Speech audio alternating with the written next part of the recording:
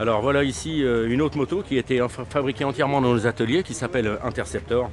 Alors très rapidement l'histoire d'Interceptor, en 2004 en fait, lors de mes vacances, j'ai regardé pour la xème fois le film Interceptor, le film de Mad Max en fait, et j'ai vu que je me suis dit tiens en 2005, ça va faire 25 ans déjà que le film est sorti, et en fait j'ai dit les Américains ont fait la voiture Interceptor, moi je vais fabriquer la moto. Donc voilà, chose dite, chose faite. Voilà donc Interceptor dans sa version un peu hard ce coup-ci. Bon, bien évidemment, c'est pas homologué pour la route, donc c'est difficilement vendable. Ça me sert de showbag, ça me sert de vitrine pour faire des salons, mais ça fait voir aussi l'étendue de notre savoir-faire.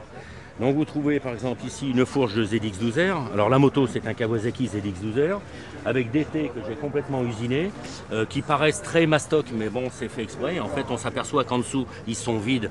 Donc un T comme le T inférieur par exemple il pèse que 3,6 kg et à la base le bloc il faisait 16 kg quand on l'a usiné entièrement. La fourche qui fait 68 de diamètre, qui a la particularité d'être divisée en 3 parties et se dévisse complètement. Et en fait j'ai les joints toriques et dans les faux bouchons il y a tous les réglages nécessaires pour avoir la détente et la précontrainte de la fourche.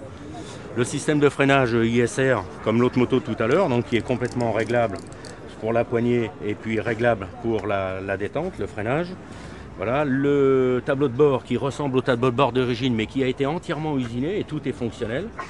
Donc voilà, qui a été remis ici. Le contact, ici les boutons, contact, démarrage moteur et arrêt moteur. Voilà, la moto a complètement été reconditionnée. L'angle de chasse de la moto a été ramené de 3,5 degrés.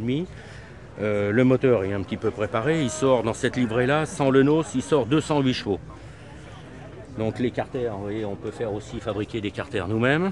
Voilà, on peut ici des commandes reculées qu'on a fabriquées nous-mêmes. Le bras oscillant qui est stock.